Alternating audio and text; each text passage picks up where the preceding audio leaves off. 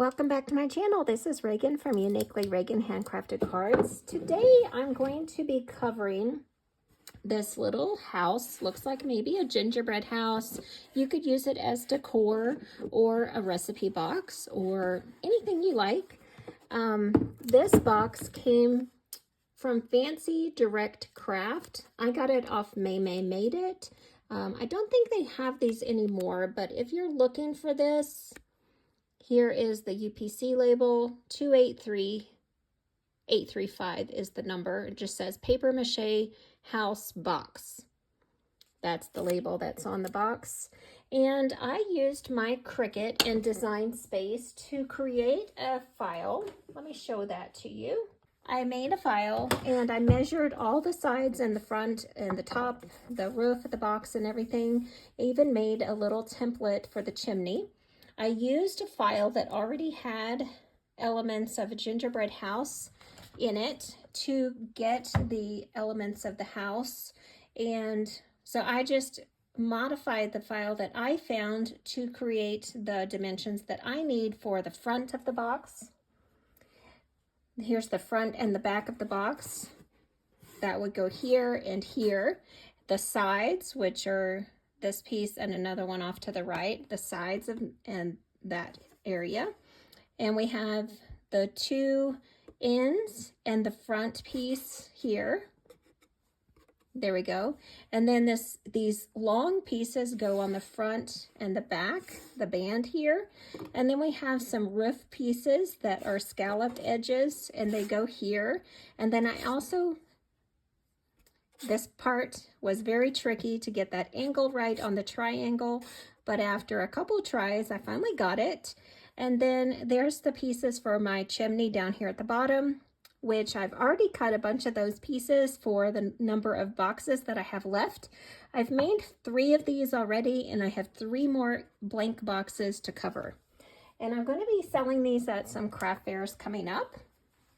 So these are the measurements and everything that I made for my file. So I like to have that stuff on hand so that if I need to make any modifications, I'm going to put the video here to show you how these things were using the Cricut pen function.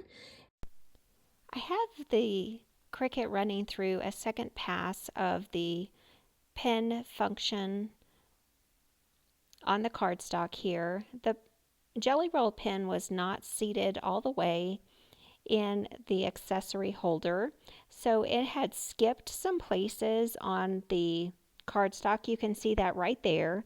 There is some missing white ink on that brown cardstock, so I wanted to put it through a second pass so that the white ink showed up very well in all of the spots so that it looked like icing. And I'm just running through a second pass here of all of the entire section of all of these pieces, and then it's going to go ahead and cut everything out, and then I will go ahead in the next step and glue everything to the house. Let's continue on. And I used a Jelly Roll pen with a rubber band to act as a stopper. There is a tool that you can buy off Amazon that will act as a stopper, but a rubber band, I found that on another YouTube channel. If I can find the link for that, I'll put it below, of who gave me that idea of using the rubber band on a stopper on any type of pen. I'll find that below, but that's how I did that. And then that Cricut file also cut out the images. And so I have everything cut out there. And then the next thing that I did was to cut the scalloped roof line off of some white cardstock. And let me get that piece off of here.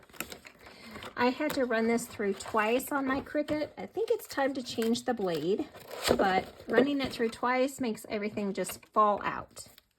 So just take that off easily. There we go, that piece. There. There's that one. One more. There we go, that piece. And let me get my scraper.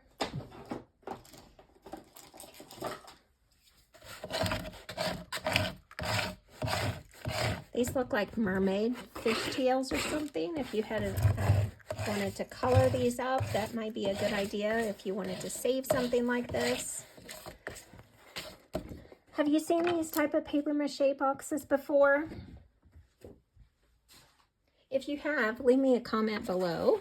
I've seen the boxes before, but I hadn't found a file that would make this easily put together. So I just created my own. And it took a little bit of time to get it together, but it worked out great. And then the first one that I did, I put the paper on with Mod Podge, and then I figured out it's a lot easier to just glue it on and then put Mod Podge over it, over the glue. So let me clean up my surface a little bit. I'm going to bring my house back over, and on my chimney parts, let me get out the number of pieces I need. I need that for the front, the back, and then I need 2 sides. A long one and then a short one with this a side here. I think I'll put those back. Let me just test everything out here. So this one's going to go here. That's perfect. And on this side, I need that to go right there. Yes, perfect. Let me glue these on real quick. So I'm just going to get some art glitter glue. And then when I start putting the other pieces of the house on, I think I'll put you on fast forward and put you to some music. And so it is a little bit tedious, but if you have one of these, maybe you want to see how it's done.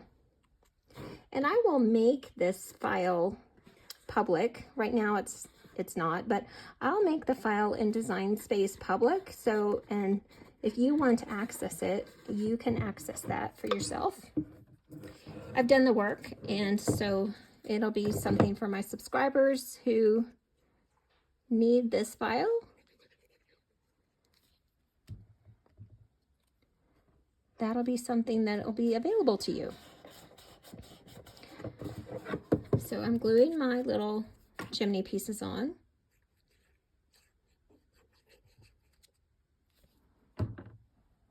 Put this here. So it just leaves a little bit of that brown showing. And what I did was I got some, I have 2 different types of kind of fake snow, if you will. I have some Holtz. Let's see. There we go. Yep, so I have some, make sure the piece I inked up is showing here. Yeah, so I have some Distress Medium from Holtz Ranger, and I also bought some fake snow looking stuff for doll houses from Hobby Lobby, and I've used both on 2 different types that I've already put together. And they each have their own little benefits here. So this chimney, it kind of hangs off the edge a little bit, the scallop, which is nice. So I'm just lining this edge up at the top and going to glue it on. So I'm going to go ahead and put you on fast forward so you don't have to sit here and watch me glue this on.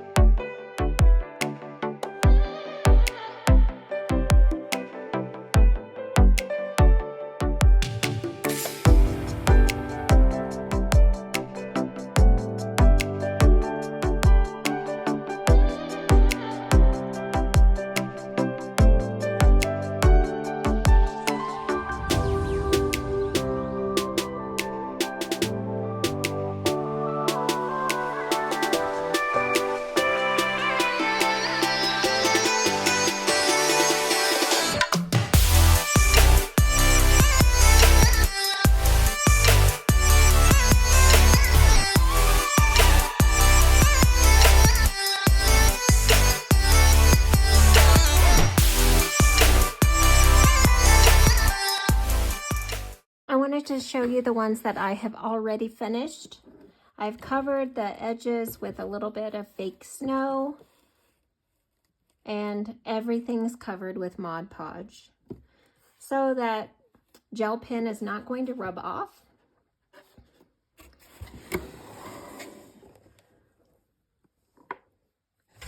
And on the inside, we have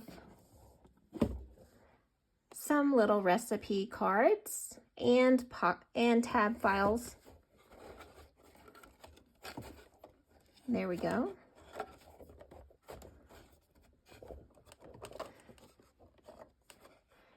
So it's finished nice and cute.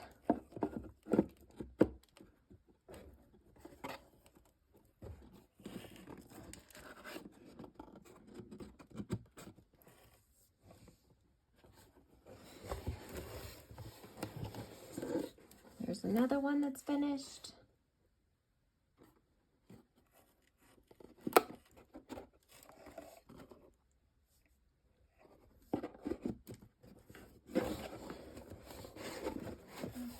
And the third one. This one is the first one that I did, and this first one I put Mod Podge down first, and then I covered it with the paper, and then Mod Podge again. But I don't really, it kind of rubbed some of the gel pen off, so that's why I decided to, on these others, put the glue on the paper and glue it down and the Mod Podge over it. It just helps to make that pen stay nice and bright and not fade, in my opinion. So there you go. I hope you enjoyed this project of turning a plain paper box into a cute gingerbread recipe box. So thanks for sticking with me, and come back and see me the next time I have a crafty video. Have a great day. Bye.